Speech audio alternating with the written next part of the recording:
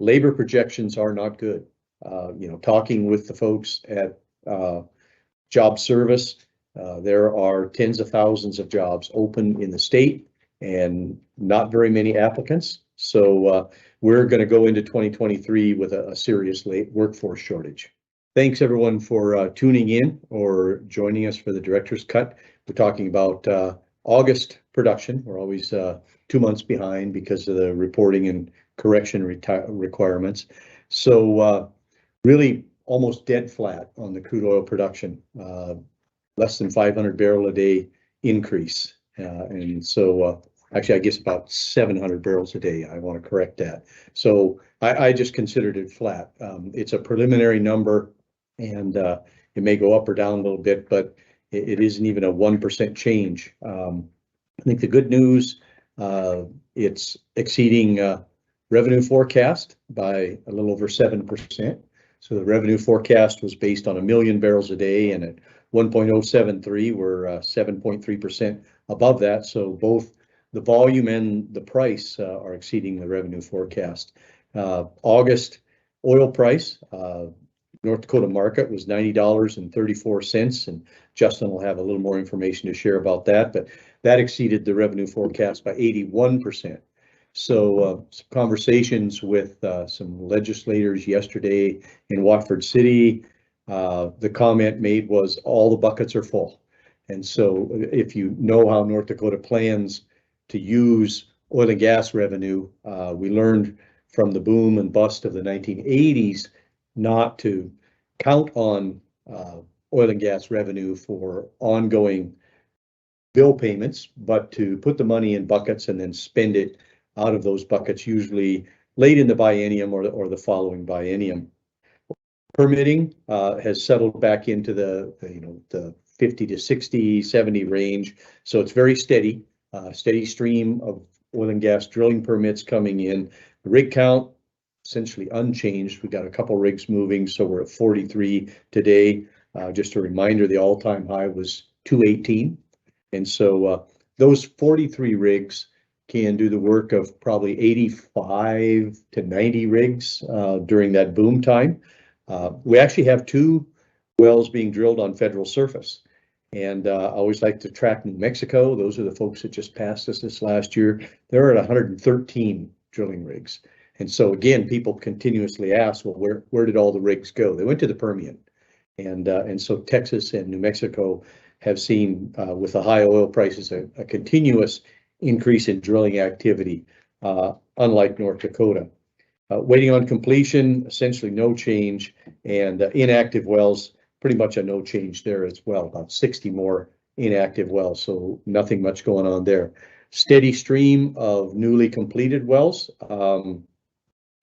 September's number looks like it's going to be up some, so we would seriously anticipate we're going to see an increase in production for the September report, which will come next month. But we're exceeding the revenue forecast by about 62% there as well.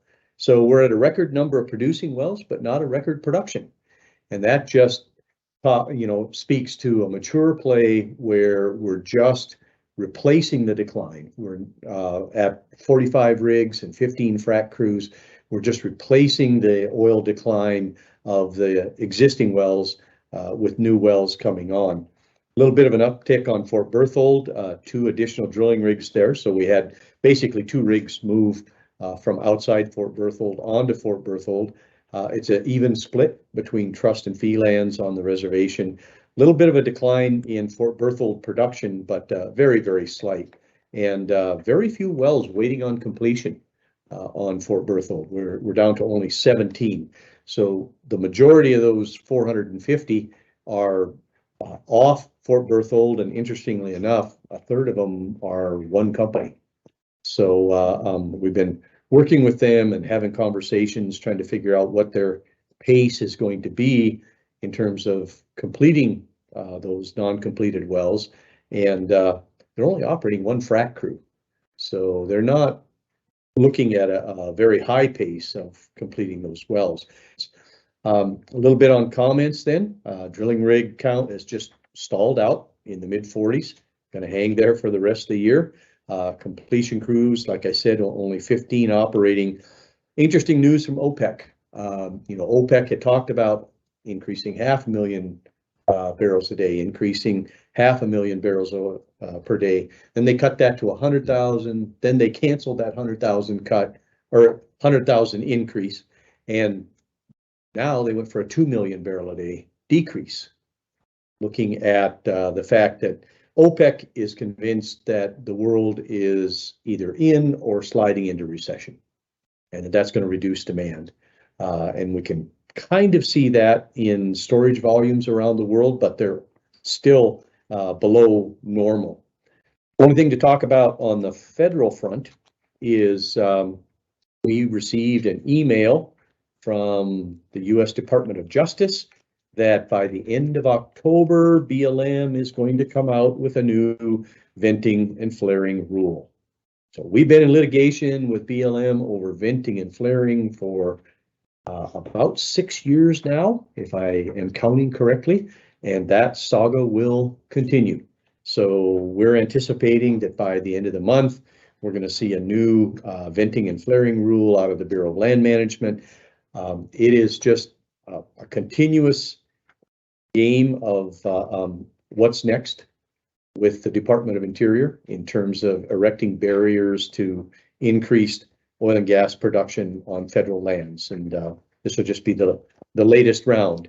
I should also mention that they did not hold a third quarter lease sale.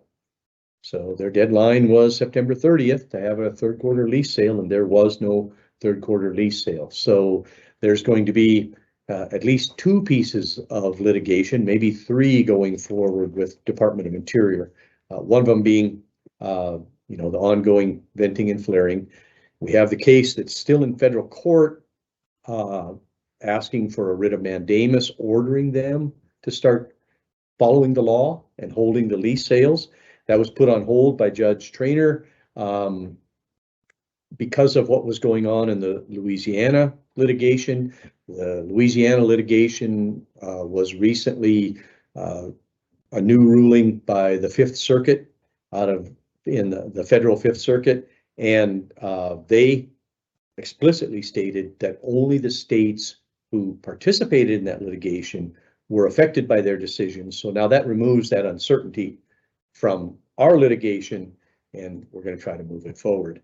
Along with, we're looking at some litigation surrounding the, what do I call it? The settlement agreement that was reached between Department of Interior and the Wild Earth Guardians, which basically said, okay, we leased federal minerals in March, but we will not issue drilling permits for the federal minerals that we leased. So those are the 3 pieces if they go forward. What are we hearing from producers about growth, no growth, plans for the Bakken in 23?